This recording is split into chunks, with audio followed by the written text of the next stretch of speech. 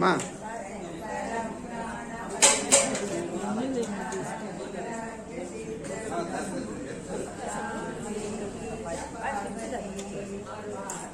ఏం కావాలి సార్?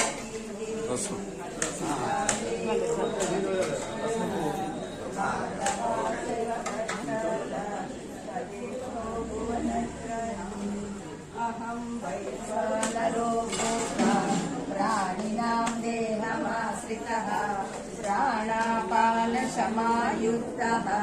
అజామన్నం చతుర్విధం బ్రహ్మార్పణం బ్రహ్మహవిః బ్రహ్మాగ్నౌ బ్రహ్మణాహృతం బ్రహ్మైవ తేన గంతవ్యం బ్రహ్మ కర్మ సమాధినా.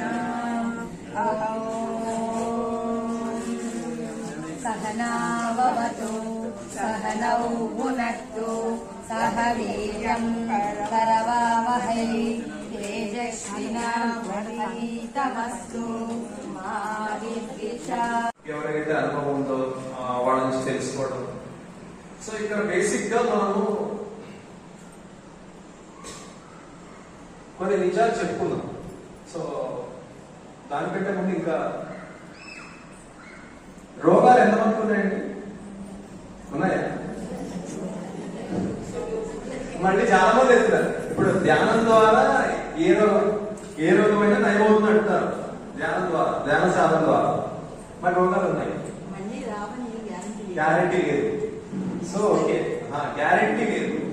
సో ఖచ్చితంగా మనకేంటి, ఖచ్చితంగా ఈ రోగం పోతుందో లేదని లేదు. కానీ మరి ధ్యానం చేస్తున్నాను, చేస్తూనే ఉన్నాను, మళ్ళీ వస్తూనే ఉన్నాయి కర్మలు. ఓకే మేడం, మీ పేరు మేడం? విజయభారతి గారు. కర్మలు అనేవి, సో కర్మలు అనేవి బలంగా ఉన్నాయని అర్థం అవుతుంది, అవునా కదా? సో ఈ కర్మలతో పోరాటమే లేదు. ధ్యాన సాధనలో ఏం చేస్తున్నాము, మన కర్మతోని ఆలోచనలు. ఓకే మేడం కూడా ఆలోచనలు బాగా వస్తున్నాయి. ఈ ఆలోచనలు మనకి పెద్ద అవరోధం, ఒక పెద్ద స్పీడ్ బ్రేకర్ అవుతుంది ఆలోచనలు.